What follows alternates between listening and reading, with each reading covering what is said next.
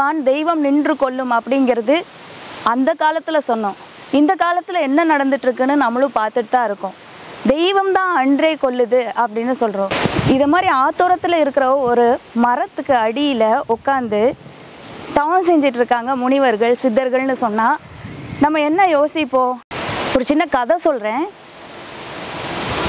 இந்த மாதிரி பாலத்துக்கு அடியில் ஆத்தோரத்தில் இருந்து ஒரு மது அருந்தி கொண்டு என்ன பண்ணாங்கன்னா, அந்த குப்பி இருக்குது பார்த்தீங்களா, அதை டக்குன்னு ஒரு மரத்தில் எரிஞ்சிட்டாங்க. எரிஞ்சிட்டு வந்ததுலேருந்து அந்த நடுத்தர வயது பையனுக்கு என்னென்னா, பிரசவ வலி அளவுக்கு ரொம்ப வயிற்று வலி ரொம்ப இதாக இருந்திருக்கு. எத்தனையோ டாக்டர்கள் பார்த்தும் அவனுக்கு 6 மாதங்கள் 8 மாதங்கள் கடந்தும் அந்த நிவாரணங்கிறது கிடைக்கவே இல்லை. ஒரு சில சூழ்நிலையில் கொஞ்சம் சித்தர் ரூபத்தில் ஒருத்தர் சொல்லியிருக்காரு, இது என்னப்பா அது நீ அந்த மாதிரி எதுவும் செஞ்சியா அப்படின்னு கேட்டதும் ரொம்ப ரீகால் பண்ணி அந்த பையன் சொல்லியிருக்கான், ஆமாங்கய்யா, எங்கள் ஊருக்கு அந்த பக்கம் இருந்த ஆற்றுல தான் நான் அந்த மாதிரி அருந்தினேன். அந்த நேரத்தில் அதை அப்படியே வச்சுட்டு வராமல் இப்படி எரிஞ்சிட்டேன் அப்படின்னு சொல்லியிருக்காரு. அது வேறு ஒன்றும் இல்லைப்பா, நீ அந்த இடத்துக்கு போ, அந்த இடத்துல இதை மாதிரி ஒரு மரம் இருந்திருக்கு, அது சாதாரண மரம்னு நினச்சி அவன் எரிஞ்சிருக்கான். அது மரம் மேலே எரிஞ்சானா கூட அவனுக்கு தெரியாது. அந்த இடம் ஒரு சித்தர் சமாதியான ஒரு இடமா இருந்திருக்கு. அவர் நமக்கு தெரியறது மரம்தான்.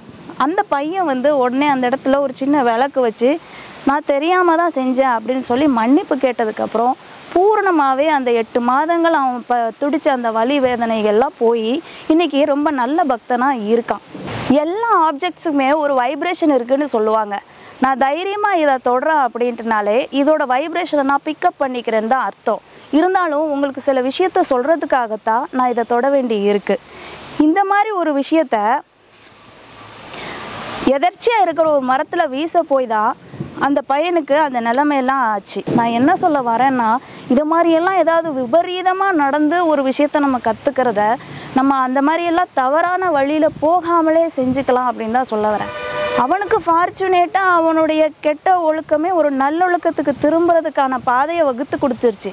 ஆனால் நம்மளும் அதை மாதிரி ஒரு விபரீதமான விஷயங்களையெல்லாம் செஞ்சு அதுக்கப்புறம் ஒரு 420 அப்படின்னு சொல்கிற அளவுக்கு ஆகி அதுக்கப்புறம் நான் ஆன்மீகத்துக்கு எல்லா சட்டையும் பண்ணிவிட்டு அடங்கி ஒடுங்கி இருக்கேன் அப்படின்னு சொல்ல வேண்டிய அவசியமே இல்லைங்க. அடக்கமாக ஒடுக்கமாக ஒழுக்கமாக இருக்கணும் அப்படின்னு சொல்கிறாங்கன்னா, அந்த ஒழுக்கம் அப்படிங்கிறது என்னென்னா, எந்த ஒரு விஷயத்தையும் அதோட இயல்பு தன்மையில் இருந்து, அது பௌதிக பொருளாக இருந்தாலும் சரி, இல்லை மனிதனாக இருந்தாலும் சரி, இல்லை ஒரு கொக்கு குருவி அந்த மாதிரி ஏதாவது ஒரு சின்ன சின்ன பொருளாக உயிர் ஜீவனாக இருந்தாலும் சரி, ஜீவன் இல்லாத விஷயமா இருந்தாலும் சரி, இந்த மாதிரி வற்றாத ஜீவன் அதுன்னு சொல்கிறோம், சராக வறண்டு போன காடுன்னு சொல்கிறோம், தரையை சொல்கிறோம்.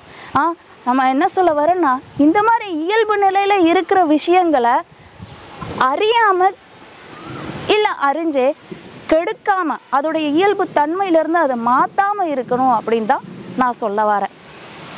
அது எப்படிங்க மாற்றாமல் இருக்கணும்னு சொன்னால், நம்ம ஒரு செயலை செய்யறதுக்கு ஏதாவது ஒரு பூமி பூஜை போடுறது, இல்லாட்டி ஒரு கட்டடம் கட்டணும்னா அதுக்கு அஸ்திவாரம் போடுறது அப்படிங்கிறப்போ பல ஜீவராசிகள் அடிப்படை தான் செய்யும்.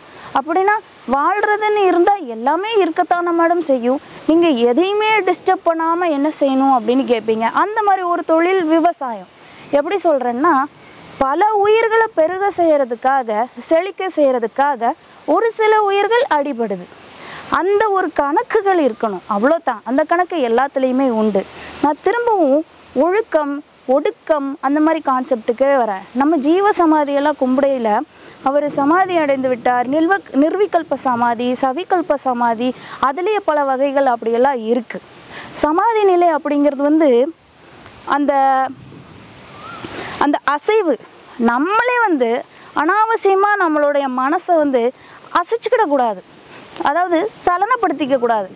எனக்கு எல்லாமே இருக்குது அப்படின்னு சொல்லிட்டு ராவணேஸ்வரர் என்ன பண்ணார், இமயமலையவே அசைச்சு பார்க்க ட்ரை பண்ணார். அப்படி ட்ரை பண்ணும்போது அழிவு தான் ஏற்படும் அப்படிம்பாங்க. அது என்னென்னா, நமக்கு சீர்வு சிறப்புமாக நல்ல குடும்பத்தில் பிறந்திருப்போம், நம்ம கையில் நிறையா பணம் இருக்கும், நம்ம நினச்சா எவ்வளோ பெரிய ஜீப்பு காரு எதனாலும் எடுத்துகிட்டு எங்கேனாலும் போக முடியும். அப்படிங்கிறதுக்காக நம்ம மற்றவங்களை அசைச்சு பார்க்குறதும் கூடாது, நம்மளையும் அசைச்சு பார்க்கக்கூடாதுன்னு தான் நான் சொல்ல வரேன்.